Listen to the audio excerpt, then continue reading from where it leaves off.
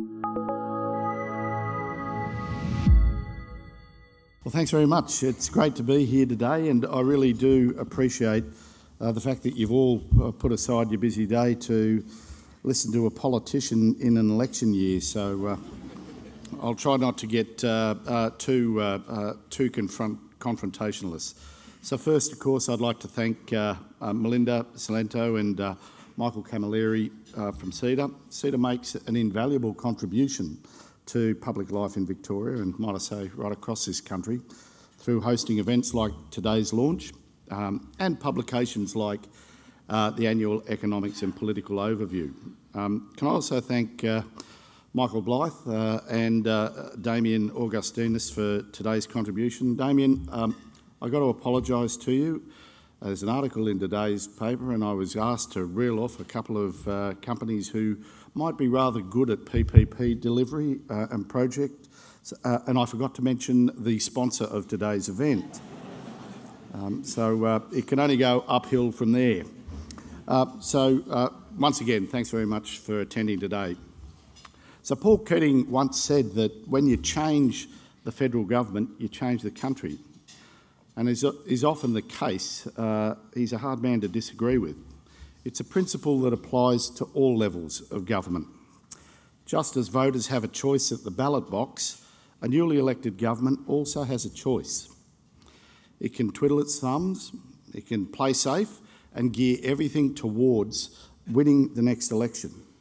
Or it can see government for the gift that it is, for the privilege that it is, as an opportunity to leave an indelible mark, to build something bigger than itself, something bigger than politics. Keating personified this with his big picture reformist view of the world and our role in it. Keating also understood the importance of the private sector to a thriving economy. We maintain that tradition here in Victoria. I'm a Labor Treasurer, part of a proud Labor government with an unashamedly pro-business view. The Premier has made it clear that it's vitally important that we don't deviate from the values that propelled us to office. We said that we'd be a government that believes in something, a progressive and fairer Victoria. But we've also been a pragmatic government. We're about getting things done. We'll work with those that deliver results, put simply, and we've demonstrated that when government works with business and not against it, Victorians are the beneficiaries. You may ask yourself, well, why as a Labor Treasurer am I so unashamedly pro-business? Well, the answer is very simple: jobs. We know that ultimately it's the private sector that's the main generator of jobs in this state and indeed the country. Together we're generating record employment growth in this state.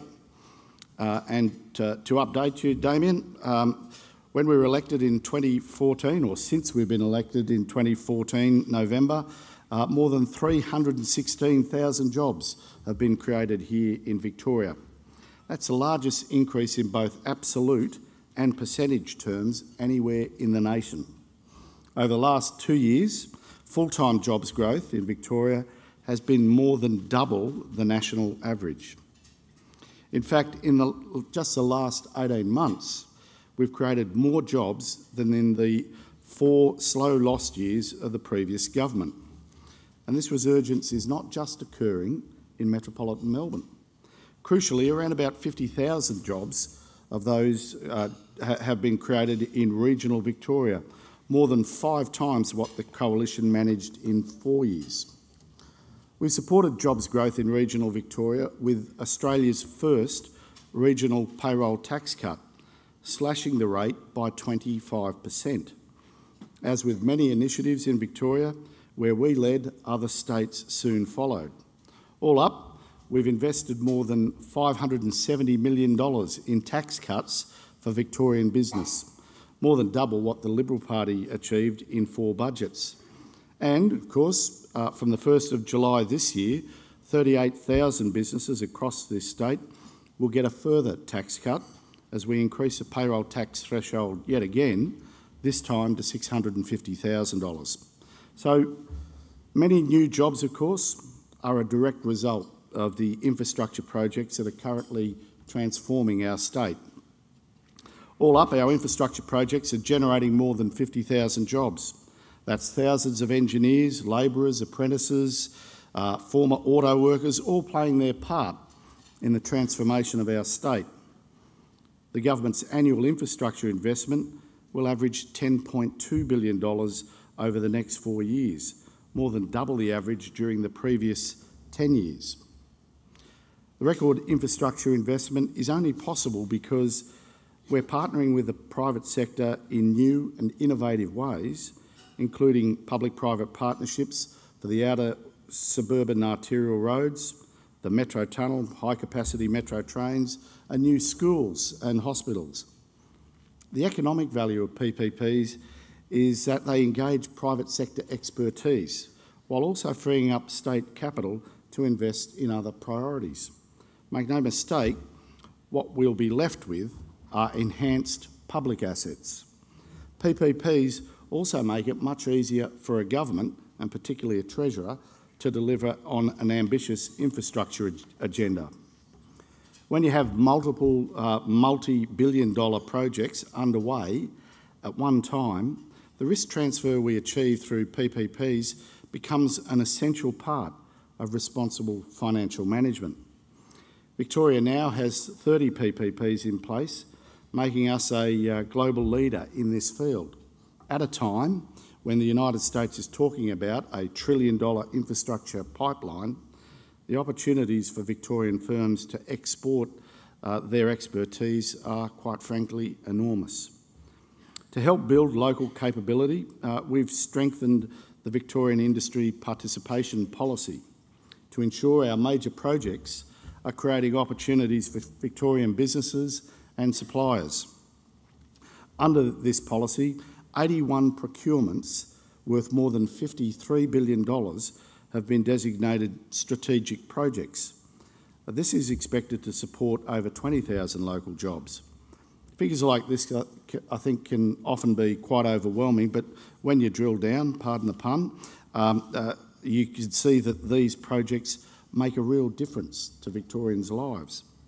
From the level crossing removal program to the metro tunnel, these projects improve the lives of Victorians not only today, but for our children and grandchildren. They'll make it safer to get to work.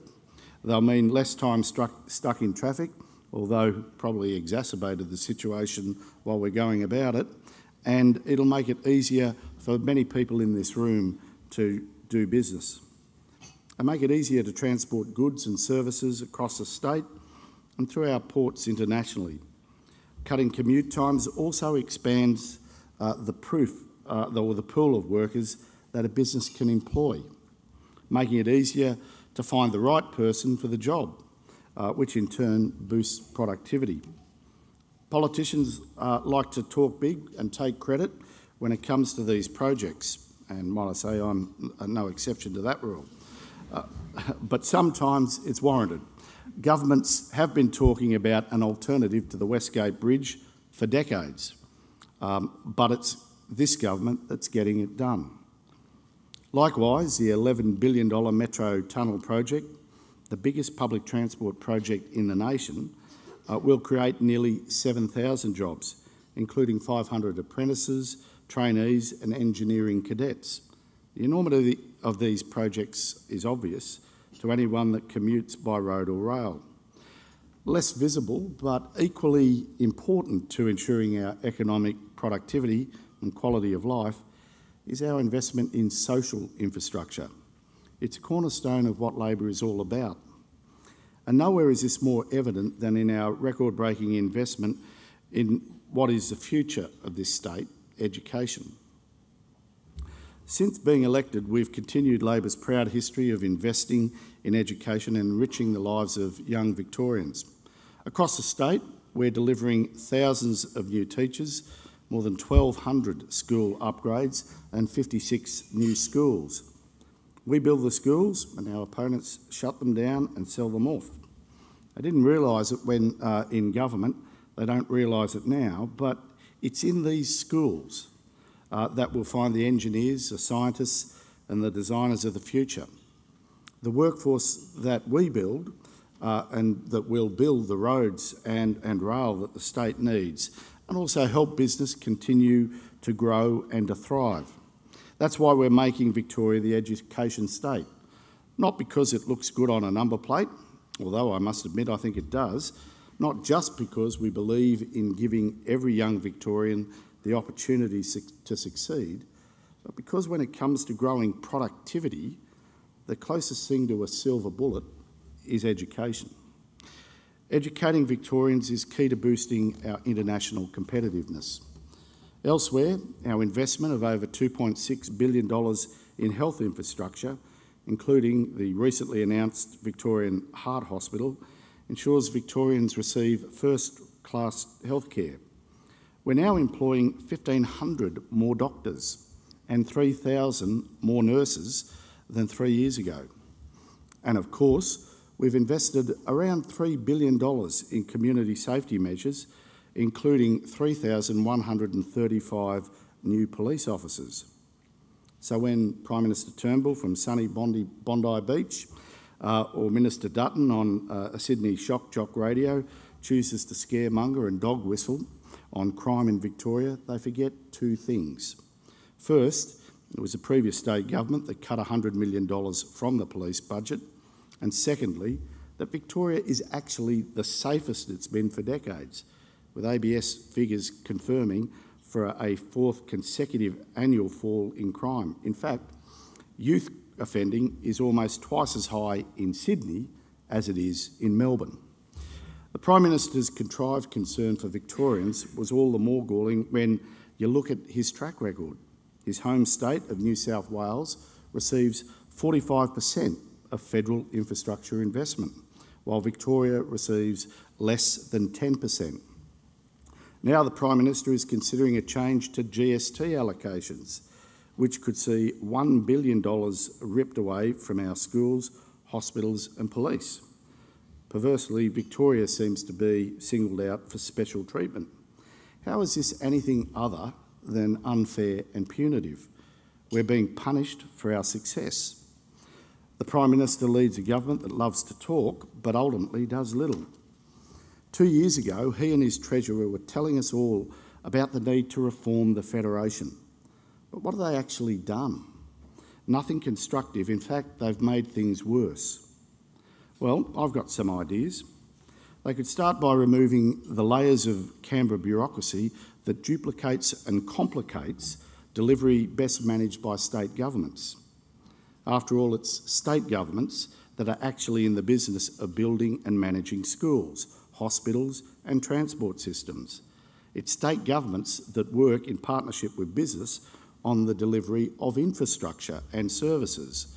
Instead of making it easier for state governments to do this, the federal government makes it harder by failing to deliver on their commitments. All too often they'll sign up to agreements with the states, take a bow, snag a photo op, only to walk away from what they've promised. Now, this isn't an isolated incident. They've reneged on so many agreements, it's now par for the course. They like to insert a provision in all these agreements saying they're not legally enforceable. Why? I'm happy to be bound by a court of law. Why won't the Commonwealth? Because clearly they're mendacious in their intent. We've seen it happen right across the board, whether it's health reform, school funding, housing and homelessness, early childhood education, dental care, the NDIS, asset recycling. I could go on. I'm trying to develop a budget on the basis of commitments given, but for which we have very little likelihood that the Commonwealth will honour their position. Their yes, no approach leaves providers, state governments, unable to plan properly. And as I've said before, the Turnbull government's chaotic and punitive approach to federalism needs a reset. It can't come soon enough. While lecturing the states about our responsibilities, and they're very good at having opinions that don't require them to do anything, the federal government fails to address issues which are clearly within their remit. For example, they refuse to use the levers available to them to address housing affordability, but they'll attend a press conference to tell the states what they should do. How about fixing negative gearing? All we've seen from the federal government is bloviating and ham-fisted interventions that don't seem to go anywhere. While the federal government has made life harder for workers by cutting penalty rates, here in Victoria, we've actually done something about the fact that wages aren't keeping up with the cost of living. We understand that there is genuine concern in the community about it, which is why we made it easier for Victorians to make ends meet. That's why we've sat down and worked constructively with electricity retailers to give almost 300,000 Victorian households a major saving on their bills, ranging from between $250 and $720 this year. Our Fair Go rates policy has stopped unsustainable and unfair council rate increases. We've introduced flexible, short-term options for car registration payments. Again, it's something that governments have talked about for years. Again, we got to and did it. There's our school breakfast clubs, free glasses for kids, sports excursion funds, all supporting students right across the state, and all making life just that little bit easier for their parents. We've also tackled the biggest cost of living issue, housing affordability. By abolishing stamp duty on first home purchases up to $600,000, we've delivered a crucial saving for young Victorians as they make the biggest financial decision of their lives. Once again, a policy very quickly imitated by other states. Since the 1st of July last year, almost 13,000 first home buyers have benefited from this stamp duty cut. We've also doubled the first homeowners grant to $20,000 in regional Victoria, with uptake doubling. The boost to local economies and construction jobs in the regions is already evident. Some of these are major savings for householders. Some of them, understandably, are minor, but they're all focused on the same outcome, putting more money back in the pockets of Victorians, and this in turn benefits Victorian businesses. In CEDA's 2018 Economic and Political Overview, it flags a range of risks to the Australian economy, from Brexit to a slowdown in China to household debt levels. Well, if history is any guide, the biggest risk to the Victorian economy is the Victorian Liberal Party. We've seen the reckless approach to the economy from their deal with the Greens to block private residential development at Ormond Station and level crossing removals on the Frankston line. Now they're attempting to stop the Westgate Tunnel project, a project that's already underway following the most transparent planning and environmental approvals process ever seen in Victoria, a project that is already employing 700 Victorians. And of course we know a bridge that was built to carry 40,000 vehicle movements a day that is currently carrying 200,000. As if there is any alternative but to act. I want to recognise, of course, the business community here today and thank you for what you've done. You called this out for what it was, political opportunism that would amount to nothing short of economic vandalism. And I thank you for that because, particularly in election years, sometimes it requires a fair degree of intestinal fortitude to be able to bell the cat on poor political judgment, but more importantly, on bad economic judgment. Menzies wouldn't recognise the Liberal Party of today. The party of the forgotten people appears to have forgotten its roots. But more concerning than their reckless approach in opposition are the deep and indiscriminate cuts we know they'll make to public services and public investment if they'd been elected. That's a real threat to the Victorian economy. We saw it under Kennett, schools and hospitals sold off across Victoria.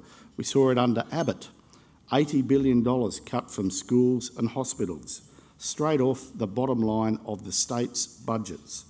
We saw it under Baillieu and Napthine, TAFE gutted, police funding cut, hospital budget slashed, no major infrastructure projects underway. The opposition have already flagged a Commission of Audit inquiry, which only means one thing: justification for more cuts. Cuts to the services the Victorians rely on. Cuts which will hurt consumer confidence, which in turn hit business confidence. Cuts to the training and skilling of Victorian workers means lower productivity, lower wages and fewer jobs. A do-nothing infrastructure agenda, like we inherited under the last Liberal government, would end our construction boom and with it cost thousands of jobs. It's no coincidence that the state's economic growth rate was 30% lower under the previous government than it's been since we were elected. The Liberal Party isn't just a threat to Victorians, it's a threat to the Victorian economy and Victorian business. So we do things a very different way. This government is about doing everything we can to make the lives of Victorians easier. That's why we'll continue to work with you, business, to grow the economy, to leverage your ideas, your talent and your investment. And as much as possible, we'll ensure our economic prosperity doesn't result in a state of winners and losers.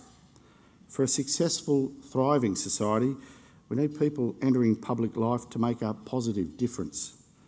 This may be obvious, but the key is being upfront with the public.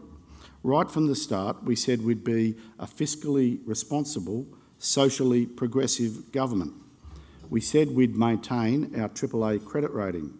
We said we wouldn't sink or shirk from making tough budgetary decisions. We said we'd oversee a robust economy, manage strong population growth and build for Victoria's future. And we said we'd protect our most vulnerable Victorians. We've kept our word. We've achieved so much. We're delivering higher surpluses, less debt, more jobs and higher growth. We're working cooperatively with business, listened to your concerns and we've responded. But there's so much more to do and in many ways we're only just getting started. So let's continue to work together to get things done and to make things fair. Thanks very much.